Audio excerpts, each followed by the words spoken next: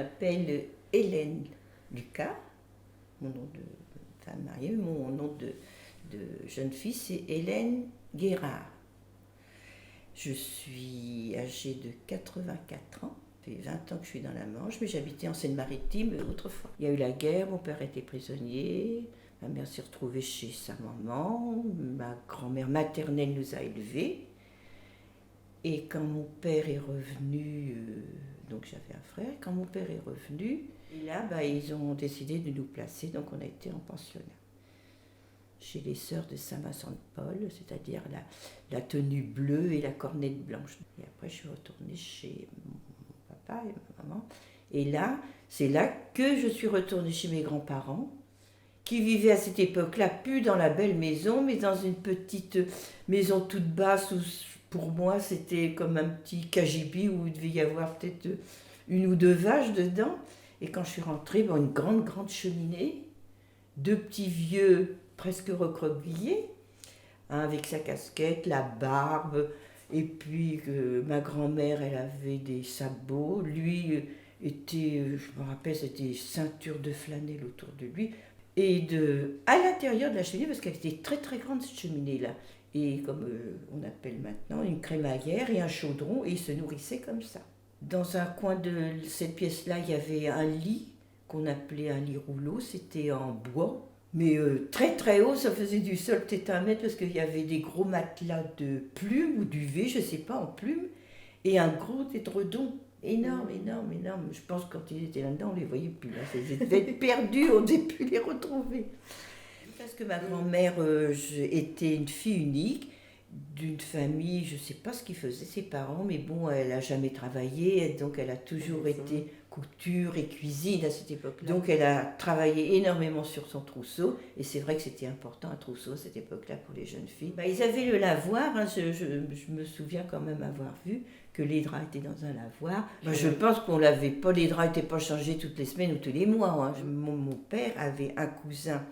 Son lit, il y avait une épaisseur comme ça de drap. Au fur et à mesure que le drap était sale, il en était. Je me demande même maintenant s'il y a des enfants qui ont un trousseau, parce que beaucoup partent jeunes et puis ils achètent au fur et à mesure, et ils aiment bien le renouveau. Que nous, quand on avait un trousseau, moi j'ai pas eu de trousseau, mais les grands-parents, je pense que leur trousseau, c'était toute leur vie. Ils n'ont jamais rien racheté. Le mariage, le trousseau avec eux, puis ils ont vécu avec tous leurs trousseaux. Faisaient même leurs chemises, leurs culottes, tout. Mais c'est vrai qu'on voit pas beaucoup de serviettes de toilette, éponges, c'était surtout comme des torchons, c'était en nid d'abeilles. Mon linge de maison, c'est vrai que j'aime beaucoup le blanc.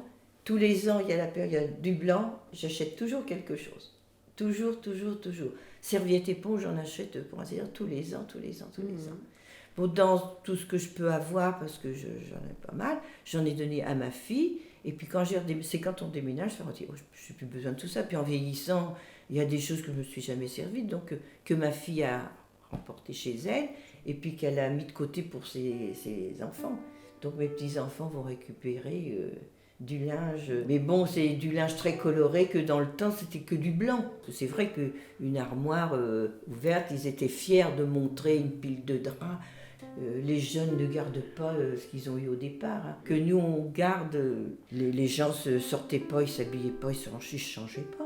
C'était toujours la même tenue. Et puis toujours des jupes, des robes noires, le fichu sur la tête, les bas.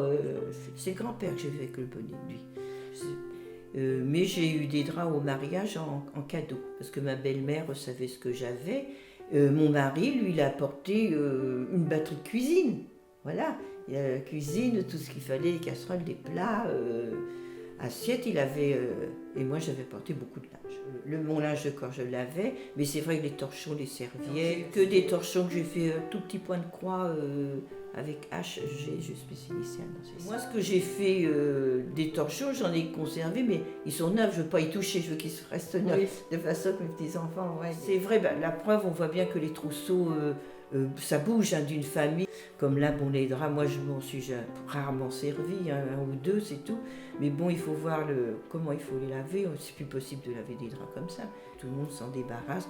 Ou alors, c'est vrai que sentimentalement, de génération en génération, c'est reporté, mais jusqu'où les hommes avaient des petits cassons, pas du temps de mon grand-père, mais de mon père, des petits cassons soit en fil, de tissu léger, qui commençait à être usagé, je récupérais sur les côtés et je faisais des petites broderies dessus. Des petits jours de temps parce que c'était un tissu qui était très facile à travailler, on voyait très bien les trames de tissu. C'est vrai que de la couture, j'en ai fait et ça me plaisait la couture. Hein. Ça me plaisait beaucoup, oui, oui. Parce que c'est vrai qu'à notre âge, on faisait couture à l'école, on apprenait à faire des pièces, des boutonnières, beaucoup de choses. Hein.